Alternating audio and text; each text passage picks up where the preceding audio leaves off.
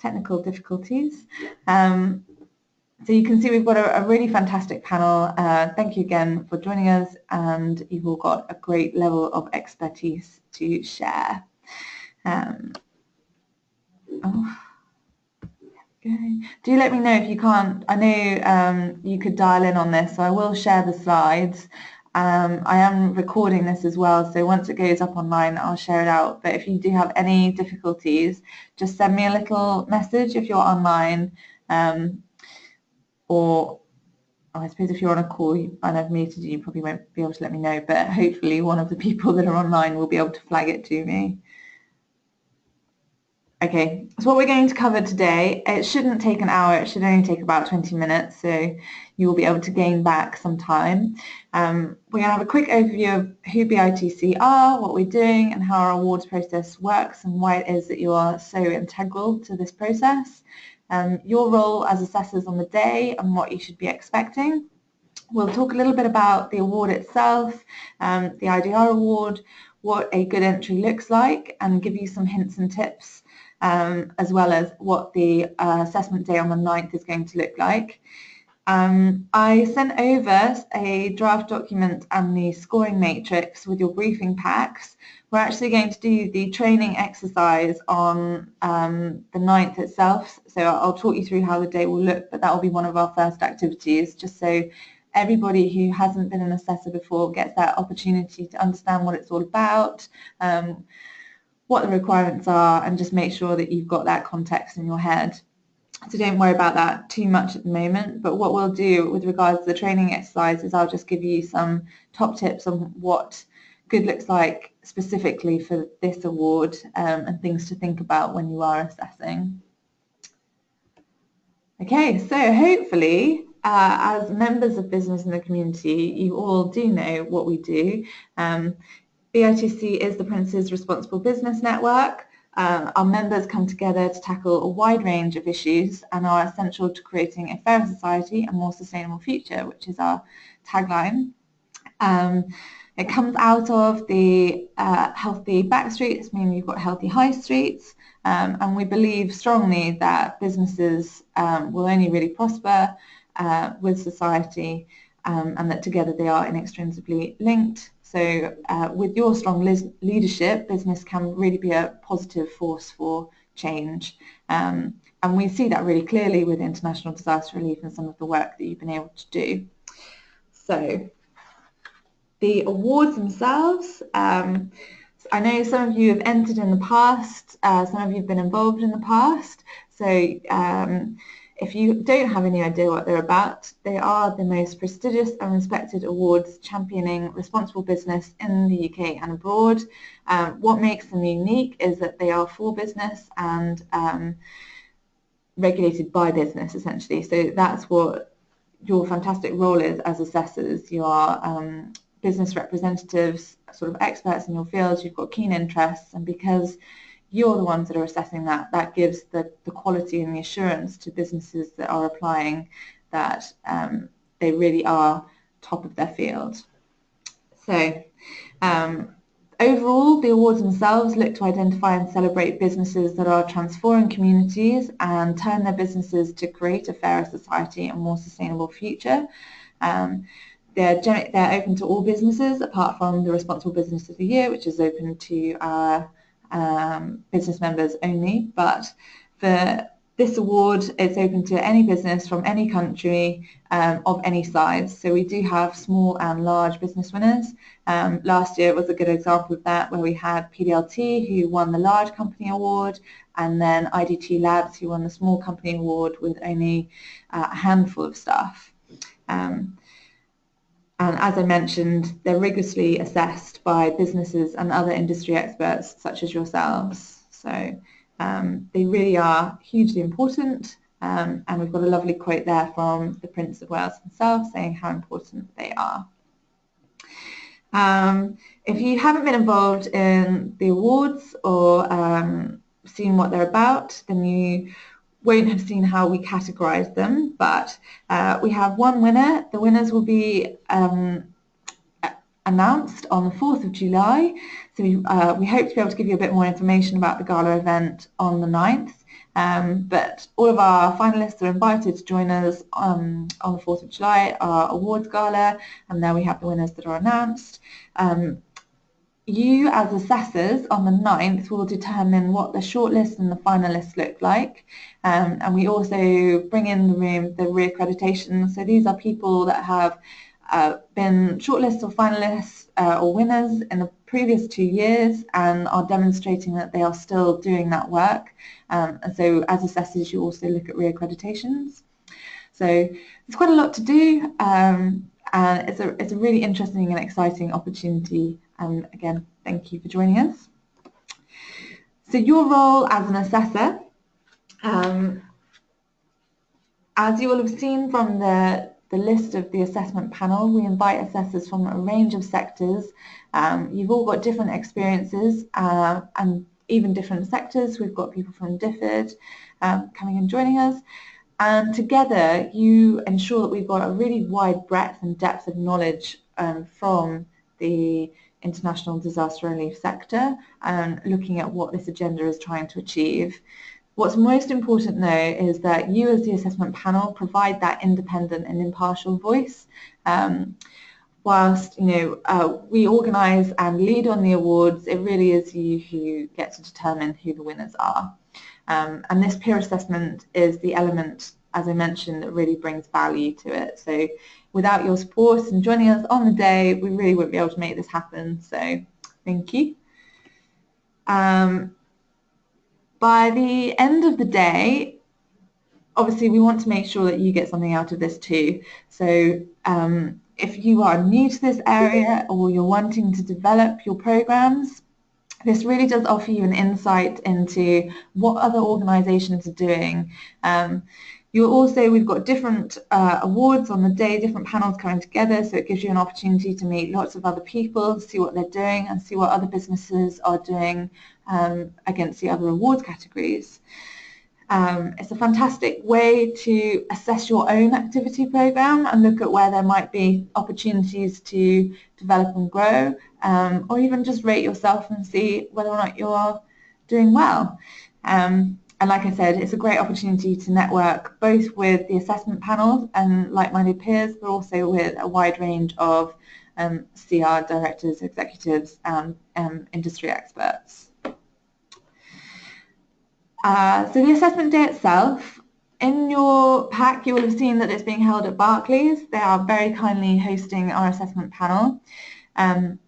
It starts at 9 o'clock. Between 9 and 9:30 we'll have breakfast and networking.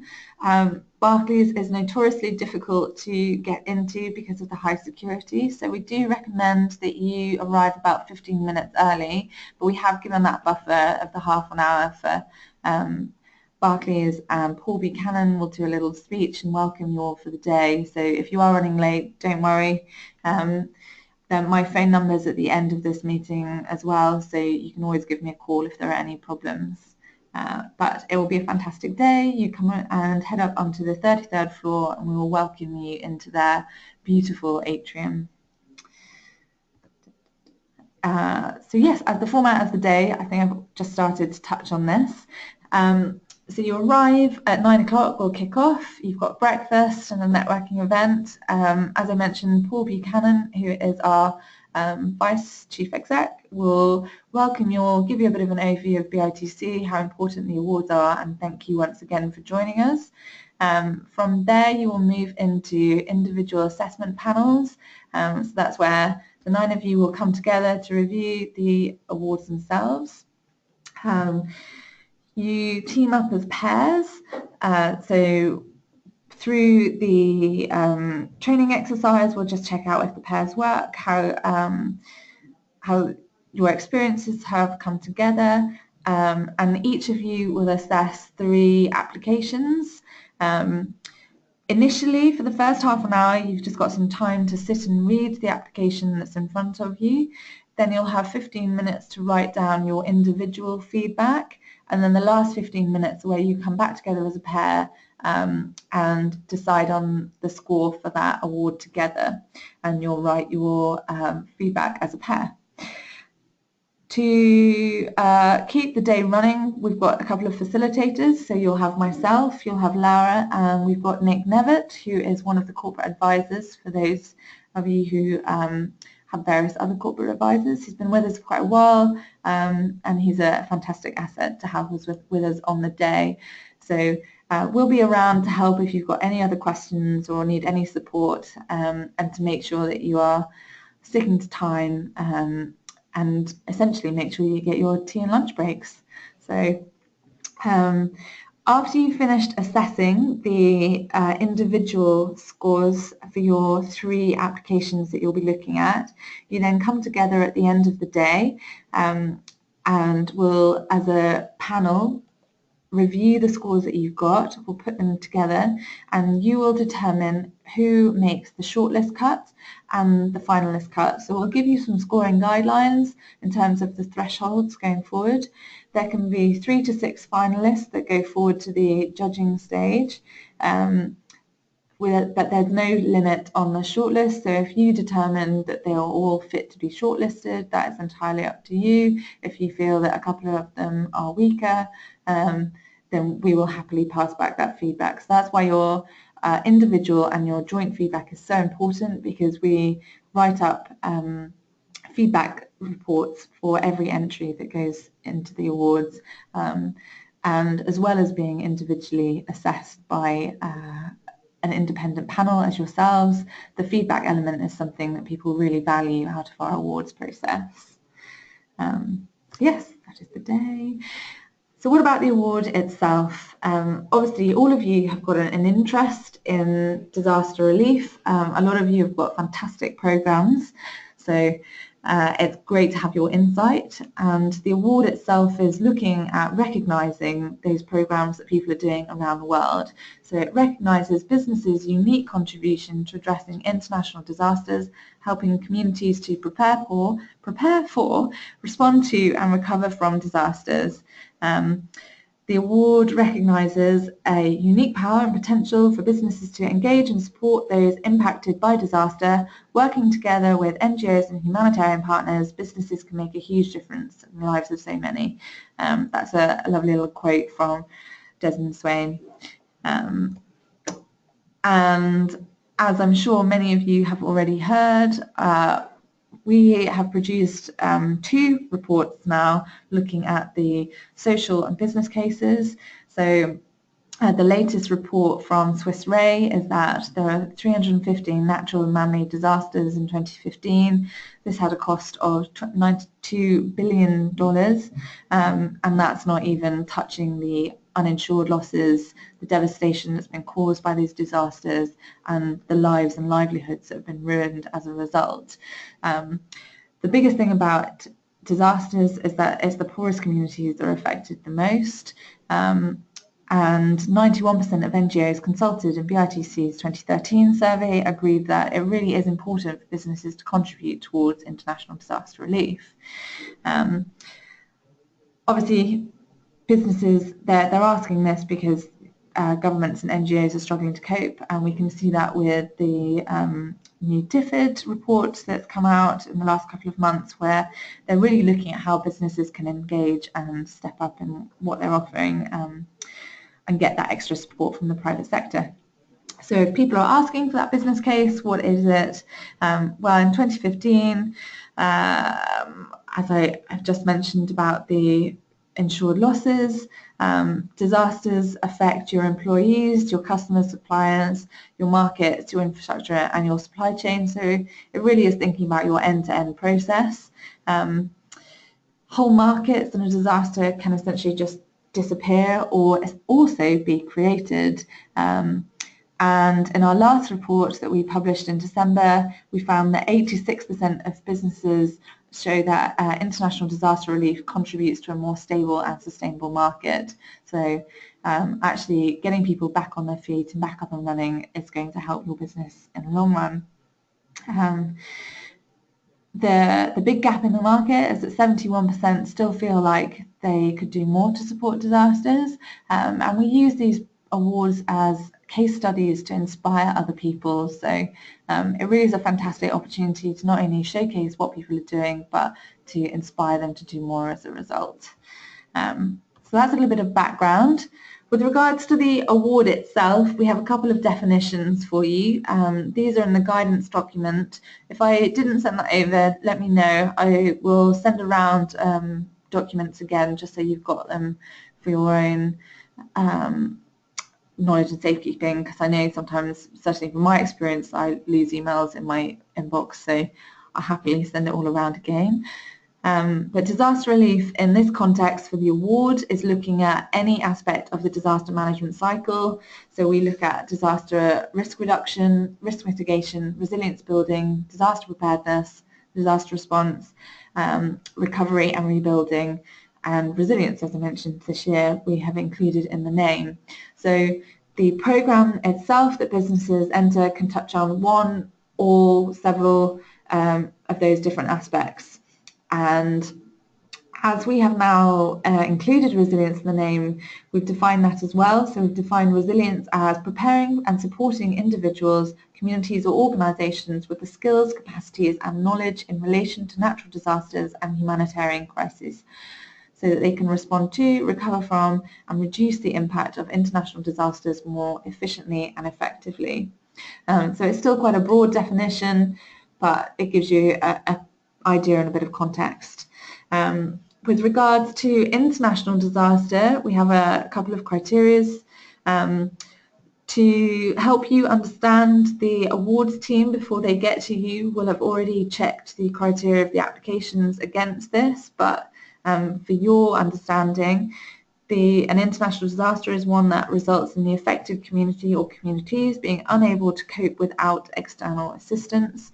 It's where the national or state government of the affected country or countries have declared a state of emergency, and where an international assistance has been requested by one or more international organisations, such as the UN, NGOs, DEC, etc. So DEC would be in a UK context, but there might well be one externally. Entries can cover, so again this is rules around the application. They have to have been a disaster since 2010.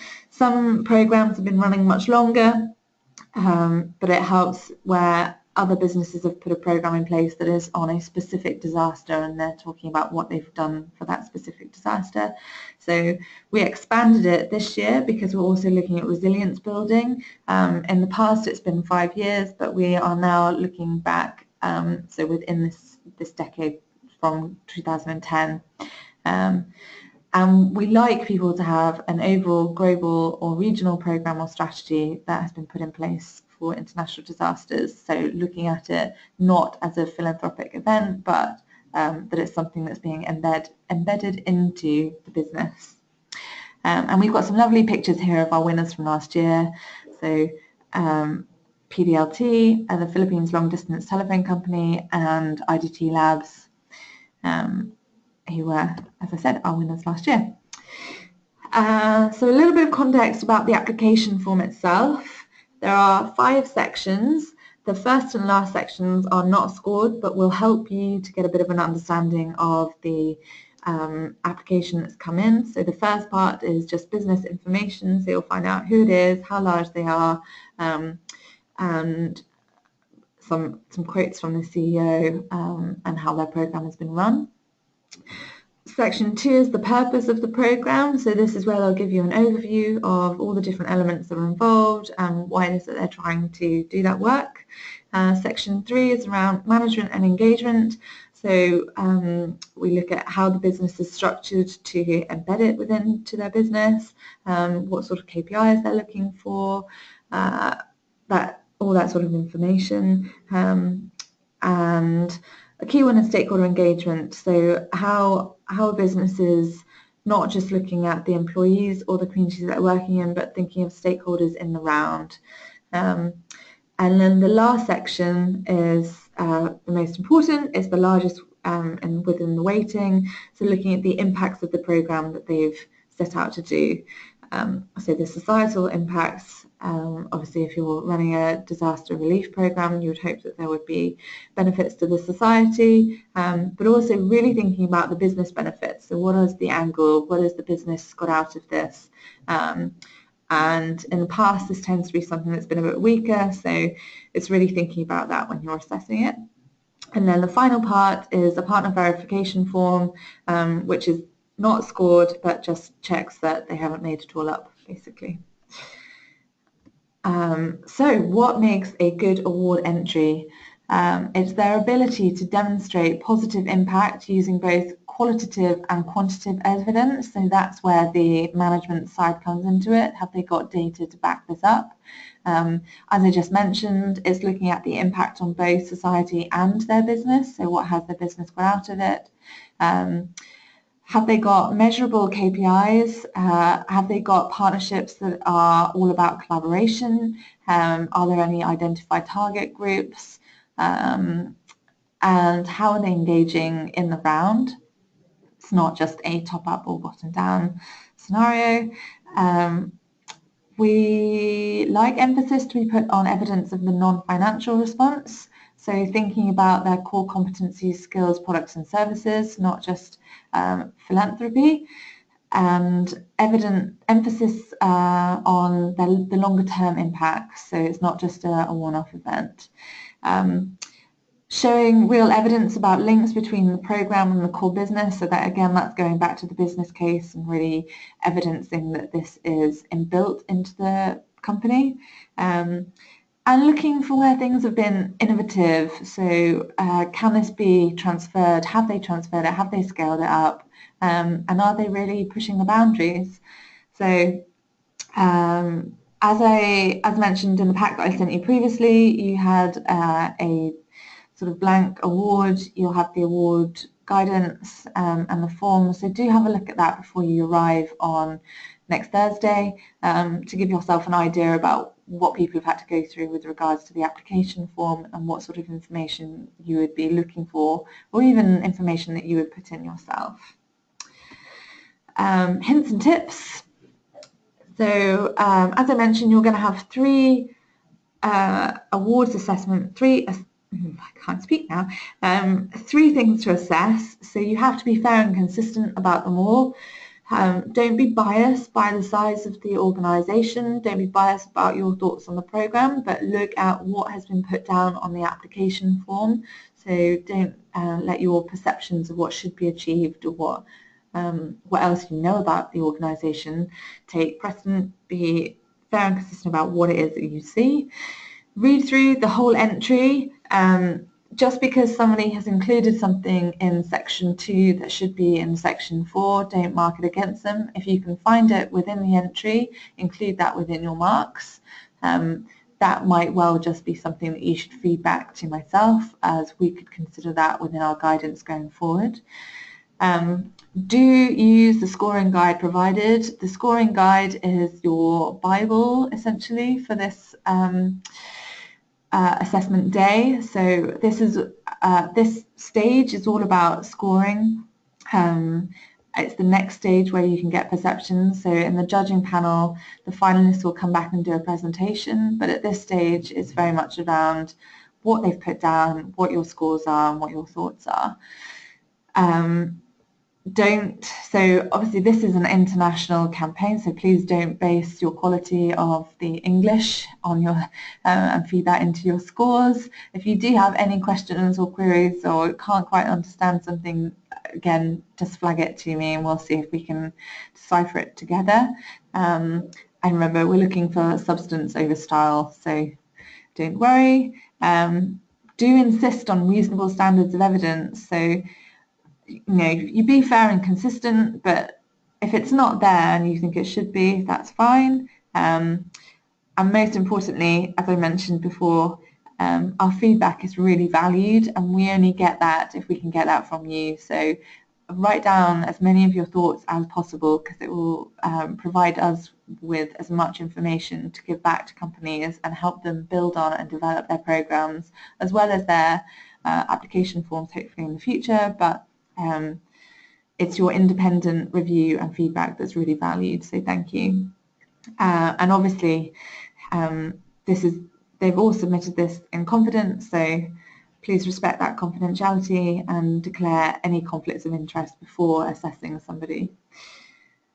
Inputs and outputs. Within the application form itself, think about the input. So what have the business contributed?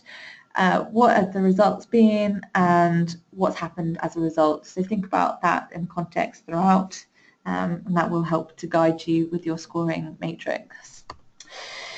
With regards to quantifying the evidence, do look for facts and stats. There'll be values attached to it. This was all fed into the guidance, so consider that when doing it, and this will feed into your evidence. So do evidence-based your marking, qualitative and quantitative. So if there are any quotes that are particularly inspirational, where you can see that there's been a real impact, and think about the quotes in the round. So if some, if in the non-scored section, the CEO has done a fantastic quote, do you consider that in the round with your stakeholder evidence? If it's a bit blah, we have asked, we accept images and infographics where people have put them, but they should still have the text around it. That goes into being fair and non-biased. So where some people have included them and other people haven't, it's just making sure that you're considering that when marking them against one another. And if you have any questions or queries again on this, do let me know. Conflicts of interest. So if you have any conflicts of interest on the day when we share who has submitted for the awards, please do let us know. These might be that you've worked for them, that they're a direct competitor. If you think that a close relative has submitted this application, just flag it up to us and we can have that discussion and make sure that you don't review that application. We do want to make sure that this is a fair and impartial process, so it's really important that you do that. And confidentiality. So as I mentioned, people have submitted this and submitted data and facts in confidence. It's important that we maintain that. So you will be asked to sign a confidentiality agreement on the day. And more importantly, the shortlist will be announced on the 10th of April, I believe. So it's really important that until that day, you don't reveal what the scores have been or where people might have sat within it. We don't reveal which companies have entered the award to externally until the shortlist have been announced, so it's also key that you don't share the people that you've been viewing, and that names of people will not be shared, so your names will not be shared either. As I mentioned, on the day we'll actually do an assessment day practice, so it really is important that you have a read of those before you get there. If you familiarise yourself with the scoring grid, that would be really useful as well. You can have a read and go through it beforehand and have a think about what it might be. This will help speed things up, but we will give you time to go through that on the day and explain what the entry that I provided for this test case actually got in a previous assessment, just so you can see whether you are scoring too highly, whether you are a little bit too strict on your scoring, or whether you're actually spot on. So yes, it would be much appreciated if you would do that. Last and final piece, a bit of logistics. As I mentioned, Barclays can be a bit notorious to get into because of their security, so please do try and arrive by 8:45 just to get through that security and up to the 33rd floor. To help with the judging, to help with the pairs, feedback from the pairs, please do bring your own laptop. We found that people have found this really useful in the past because then you don't have to decipher between people's handwriting. It also helps to speed up the process. We will have a laptop available on the day, so if you don't have one or you want to bring an iPad or something else that you use, that's perfectly acceptable. We will provide you sheets of paper on the day. If you don't have one or you can't bring a laptop with you, so you can, we'll take handwritten notes. And do bring your thoughts and scores from the training exercise. So here's my number. It should also be on any emails that I've sent you in the past. So do contact me if you have any problems, and I will find a way to sort them out for you, basically. So I will unmute you all now, and if you've got any questions, do let me know.